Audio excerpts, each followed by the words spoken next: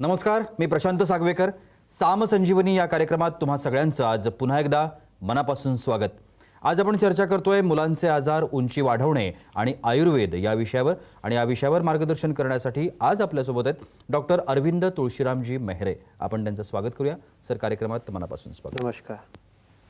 कार्यक्रमाला सुरुवात करायची आहे, मात्र त्याआधी आपण सरांची थोडक्यात ओळख करून घेऊया. डॉक्टर अरविंद तुळशीरामजी मेहरे यांचं शिक्षण BA MD हे आयुर्वेद शास्त्रातून झालेलं आहे. त्याचप्रमाणे त्यांचं PhD हे चाइल्ड डेव्हलपमेंट यामध्ये झालेलं आहे. त्यांना आयुर्वेद शास्त्राचा प्रदीर्घ अनुभव आहे. ते लहान मुलांचे आयुर्वेद तज्ज्ञ म्हणून प्रसिद्ध आहेत. गेली 16 वर्षांपासून फक्त आयुर्वेद उपचार पद्धतीनं लहान मुलांच्या आजारांवर उपचार ते करतायत.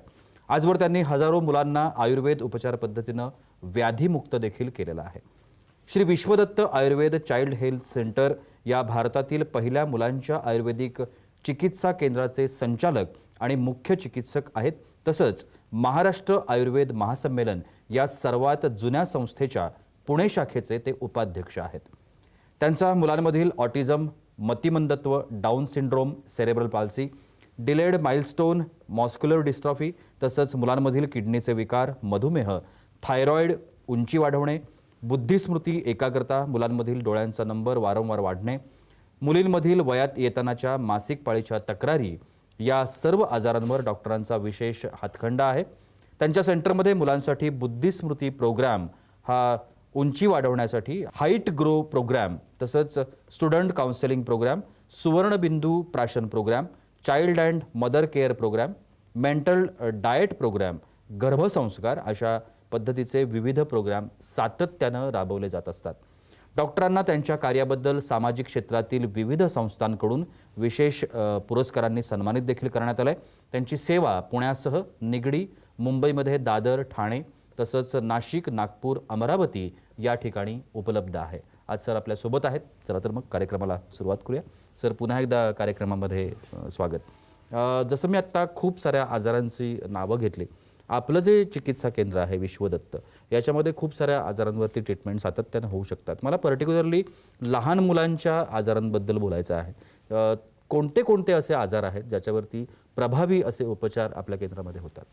हां, आपल्या श्री विश्वदत्त आयुर्वेद भारतातील पहिल्या लहान मुलांच्या आयुर्वेदिक चिकित्सा केंद्रामध्ये मुलांच्या सगळ्याच आजारांवर आपण आयुर्वेदिक ट्रीटमेंट करतो. त्याच्यामध्ये आपण आयुर्वेदिक शास्त्राच्या प्रदीर्घ अध्ययनातून या मुलांच्या आजारांवर आपण औषधी उपचार योजना तयार केलेल्या आहेत आणि त्याचा उपयोग करून आजपर्यंत हजारो मुलांना आपण व्यवस्थित केलेला आहे.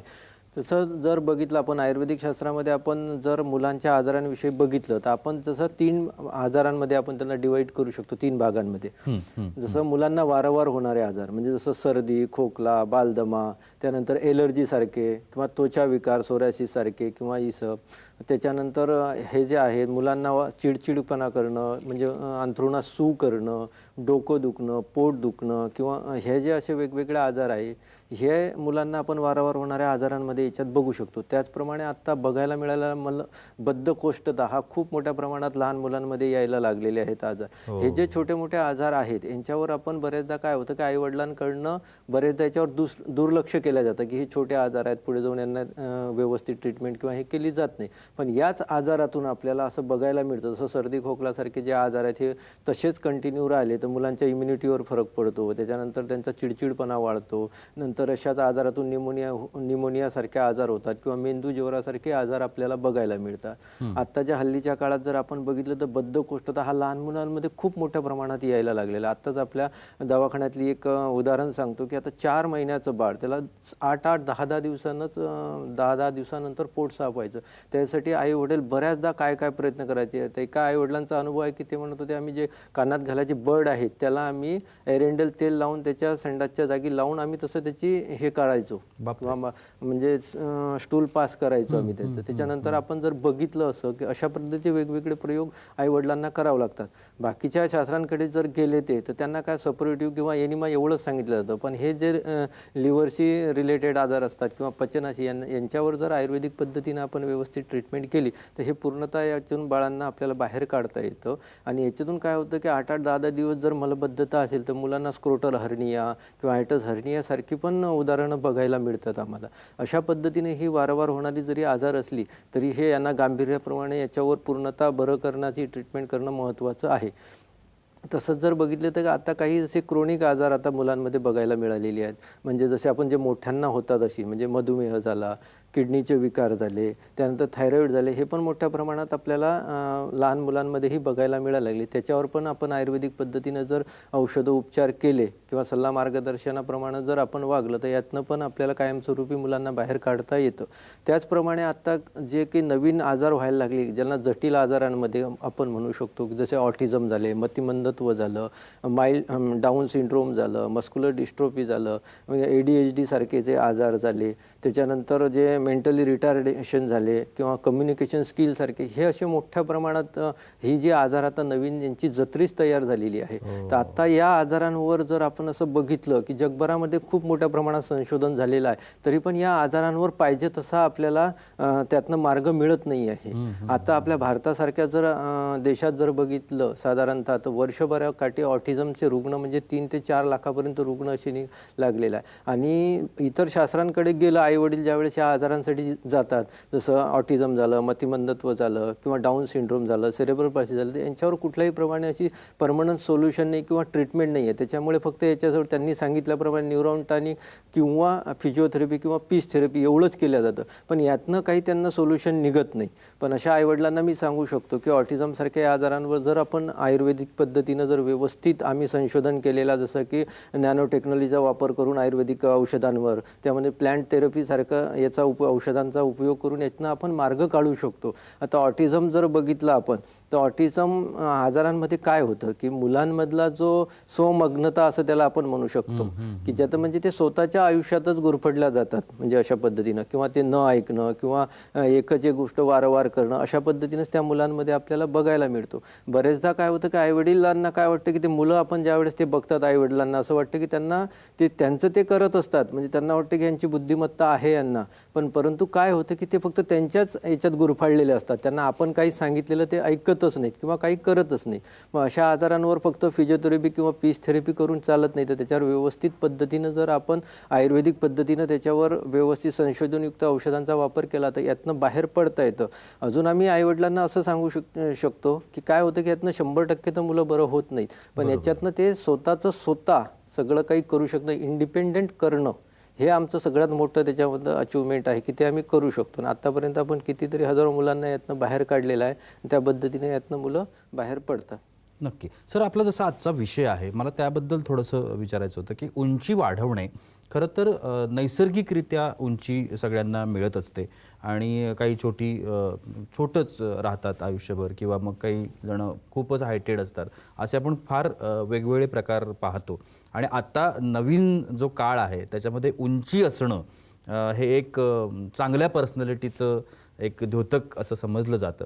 तर उंची वाढवणे हा प्रकार कसा काय डेव्हलप करता येतो किंवा कसं काय त्याच्यामध्ये उपचार करता येतात? आता उंचीविषयी जर आपण बघितलं तर आता मी एवढ्या वर्षाच्या अनुभवातून बघतो की प्रत्येक वेळेस आई वडील आमच्याकडे येतात तर त्यांचा पहिला प्रश्न असतो की खरंच उंची वाढतं का? कारण की बरेचदा काय होतं, इतर शास्त्रांमध्ये गेल्यानंतर त्यांनी एक्सरे काढलेले असतात, बाकीच्या ग्रोथ टेस्ट केलेल्या असतात, तर त्या पूर्णतः ते सांगतात की आता काही तुमची उंची वाढू शकत नाही, अनुवांशिकता आहे किंवा हार्मोनल चेंजेस आहे, हे याच्यामुळे काही तुमची आता उंची वाढणार नाही, किंवा मुलींची मासिक पाळी सुरू झालेली आहे याच्यामुळे उंची वाढणार नाही, अशा पद्धतीनं सांगितलं जातं. पण त्याच्यामुळे काय होतं की आईवडिलांना असं वाटतं की आता की आपल्या पाल्यांची उंची वाढणारच नाही. पण अशा आईवडिलांना मी सांगू इच्छितो की आयुर्वेदिक पद्धतीनं जर आपण व्यवस्थित औषध उपचार आम्ही सांगतो, जसं की आयुर्वेदिक शास्त्रामध्ये काय सांगितलं की उंची वाढण्यासाठी जे बघितलं जातं की म्हणजे पंचमहाभूतातला जो सांगितलेला आकाश म्हणजे पोकळी, म्हणजे कुठली तरी कोणतीही वाढ होण्यासाठी पोकळी महत्वाची असते, पेस महत्वाची असते, त्या पद्धतीने आपण त्याच्यावर काम केलं जातो. त्याच्यानंतर 7 धातू जसे रस, रक्त, अस्थि, मज्जा, शुक्र हे जे धातू सांगितलेले आहेत, तर या धातूंमधला जो भाग असतो की अस्थि धातू म्हणजे हाडांचं पोषण होणं महत्त्वाचं आहे, त्याच्याशिवाय उंची वाढू शकत नाही. तर मग आपण त्याच्यासाठी अस्थि धातूचं पोषण करण्यासाठी त्या पद्धतीनं औषधं आपण दिली जातात. आणि नंतर असतं की वात, पित्त, कफ याच्यातला जो असतो कफधातू प्राकृत करणं महत्त्वाचं असते, की कफधातू प्राकृत केल्यानंतर उंची वाढण्यासाठी आपल्याला खूप झपाट्यानं मदत होते. तर या सगळ्यांचा विचार करून आपण औषध योजना केली जातो. त्याच्यासोबत आपण व्यायामाचे प्रकार असतात, स्ट्रेचिंगचे व्यायाम, असं करून आपण उंची वाढण्यासाठी आपल्याला मदत होते. जरी कुठलंही कारण असलं तरी आपण त्याच्यावर उंची ही वाढू शकतो. कारण उंचीचा हा जसं तुम्ही सांगितल्याप्रमाणे आजचा स्टेटस पॉईंट झालेला आहे किंवा मुलांमध्ये. तसं एक उदाहरण सांगायचं झालं तर आपल्या दवाखान्यामध्ये आई वडील मुलाला घेऊन आले. ज्यावेळेस त्यांना बघितलं की त्याची उंची खूपच कमी होती, त्याच्यामुळे तो सतत शाळेत जायचं टाळायचं किंवा मित्रांमध्ये जायचं टाळायचं. मग ज्यावेळेस ज्यांना आपला पत्ता मिळाला ते आपल्याकडे आले. मग मुलांना मी त्यांना समजून सांगितलं, उंचीविषयी त्यांना माहिती दिली आणि त्यानंतर आपण त्यांना 7 ते 8 महिन्याचा कोर्स केल्यानंतर त्याची 8 ते 9 सेंटीमीटरपर्यंत उंची वाढली. अशा पद्धतीने त्या मुलाचा कॉन्फिडन्स पण वाढला, तो शाळेत जायला लागला. त्याच्यानंतर त्यानं उंच उडीमध्ये ज्यावेळेस भाग घेतला, त्याचे वडील त्यानंतर सांगायला आले की त्याच्यामध्ये त्याचं सिलेक्शन पण झालं. म्हणजे अशा पद्धतीनं आपल्याला उंचीमध्ये हे करतं. पण बरेचदा काय होतं, डिप्रेसिव्ह मोडमध्ये जर मुलं गेले तर त्याचा खूप असा परिणाम शरीरावर होतो. म्हणजे त्यातनं बाहेर काढणं खूप अवघड जातं. हो, नक्कीच. खूप महत्त्वाचा विषय आहे खरं तर. आणि आयुर्वेदासारखं आपलं हे जे पुरातन शास्त्र आहे, त्या पुरातन शास्त्रामध्ये याच्यावरती ठोस आणि प्रभावी उपचार सांगितलेले आहेत. बरं, अनेक वेळेला असं होतं ना की आयुर्वेदाच्या ट्रीटमेंटचा कोणताही साईड इफेक्ट हा शरीरावरती होत नसतो, झाला तर तो फायदाच असतो. अशा पद्धतीने डॉक्टर सातत्यानं आपल्याला सांगत असतात. डॉक्टर मेहरे आपल्यासोबत आहेत आणि त्यांच्या सेंटर्सचे नंबर आता टीव्ही स्क्रीनवरती आहेत. कोणत्याही विषयासंदर्भात, कोणत्याही समस्येसंदर्भात, आजारासंदर्भात जर तुम्हाला डॉक्टरांना भेटायचं असेल तर तुम्ही या संपर्क क्रमांकावरती संपर्क करू शकता, डॉक्टरांना भेटू शकता, मार्गदर्शन त्यांचं घेऊ शकता. अजूनही खूप प्रश्न आहेत मनामध्ये, त्याकडे जायचंय, पण तुर्तास वेळ होते एका छोट्याशा विश्रांतीची. कुठेही जाऊ नका, पाहत रहा साम संजीवनी.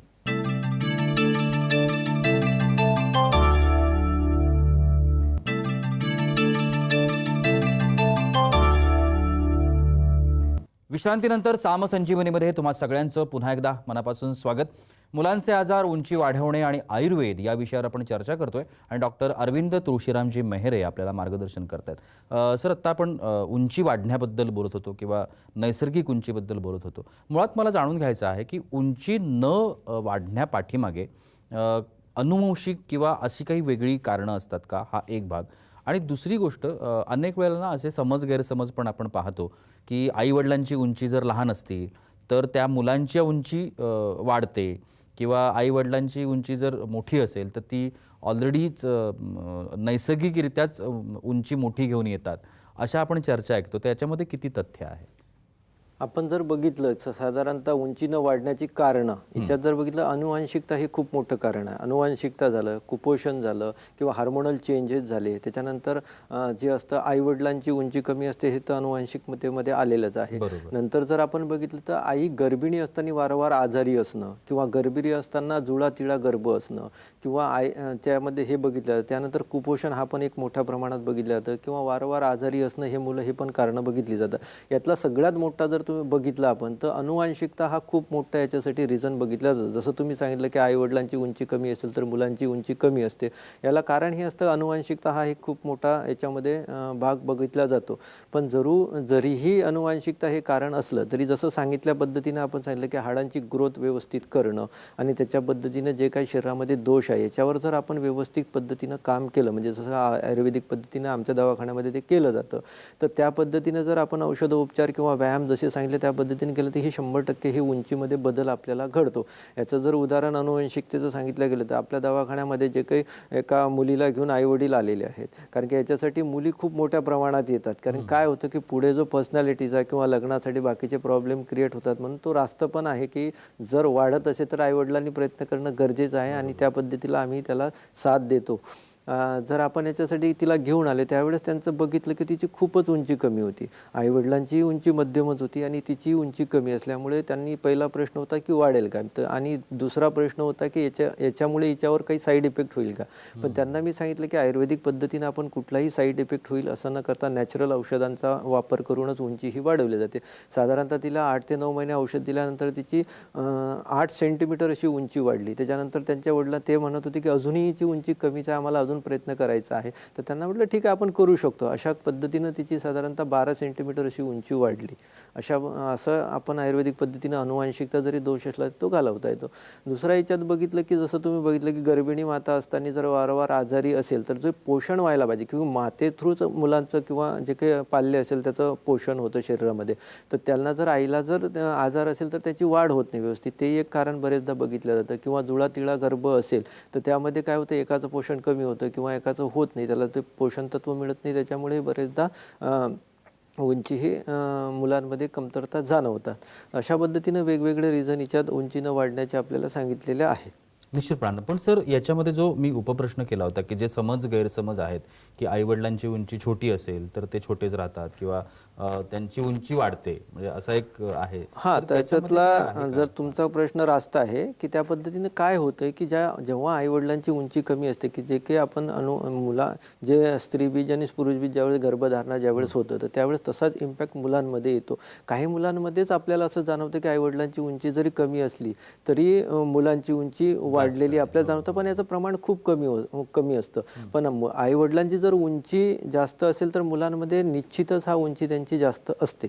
पण यातला जरी अशा पद्धतीने गैरसमज असले आहेत, पण त्या पद्धतीने जर कुठलाही अपवाद दोष पण असेल तर असतात अपवाद त्याला आपल्याला मिळतात. नक्कीच, नक्कीच. आणि सर वयाचं काही हे असतं का, म्हणजे साधारणतः कोणत्या वयातल्या मुलांनी तुमच्यापर्यंत यावं जेणेकरून त्यांची जी उंची जर कमी असेल किंवा काय असेल तर त्यांना त्याचा इफेक्ट चांगल्या पद्धतीने होऊ शकतो? आता कसं उंची वाढवण्यासाठी साधारण आपण 2 ते वयाच्या 24व्या वर्षापर्यंत प्रयत्न करू शकतो. पण त्यातली कशी आपण वयाचे विभाजन केले तर साधारणतः 2 ते 14 हा वय जो आहे क्रुशियल एकदम आहे की यामध्ये नॅचरल पण वाढ होत असते आणि जे काही शरीरामध्ये दोष असेल तर त्याला त्या पद्धतीनं आपण व्यवस्थित नाडीचं निदान करून किंवा त्याच्यामध्ये काय दोष आहे त्याची केस स्टडी करून त्या पद्धतीनं त्यांना औषधं उपचार केले, त्याचे महिन्याला त्याच्यामध्ये उंचीमध्ये बदल घडतो. आणि अशा पद्धतीनं जर व्यवस्थित त्यांनी जर 8 ते 9 महिन्याचा कोर्स केला तर ही त्या पद्धतीने त्याची उंची वाढते आणि पुढे नॅचरल ग्रोथ पण ही होत जाते. दुसरा येतो की साधारणतः आपण बघितलं जातं की 15 ते 18 हा एक कालावधी बघितला जातो. याच्यामध्ये पण उंचीसाठी आपण औषधं घेतली तर हा सेकंड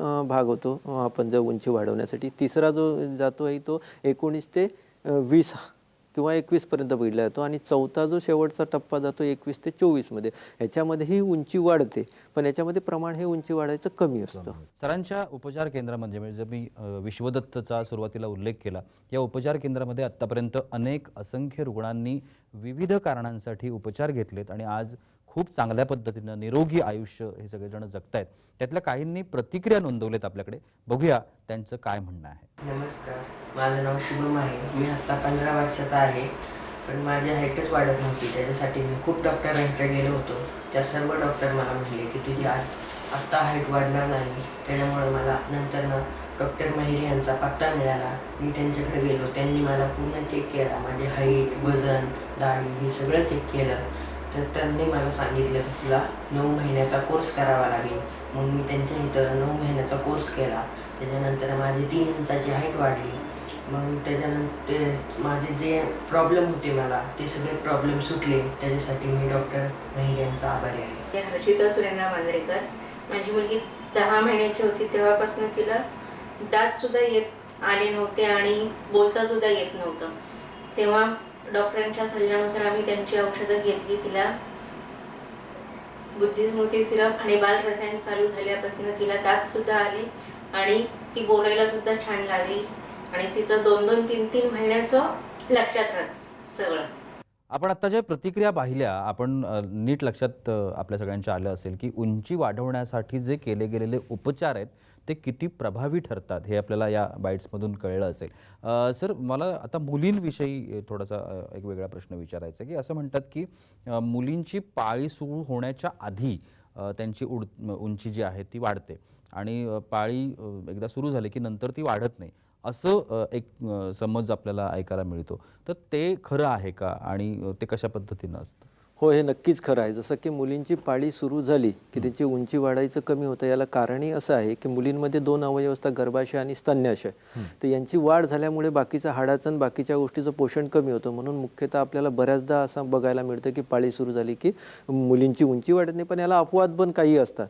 पण मॅक्झिमममध्ये उंची वाढत नाही हे कारण असतं. म्हणून काय होतं की याच्यामुळे जशी पाळी मुलींची सुरू झाली की आईवडिलांना किंवा मातांना तशी धास्ती बसते की आता काय होणार.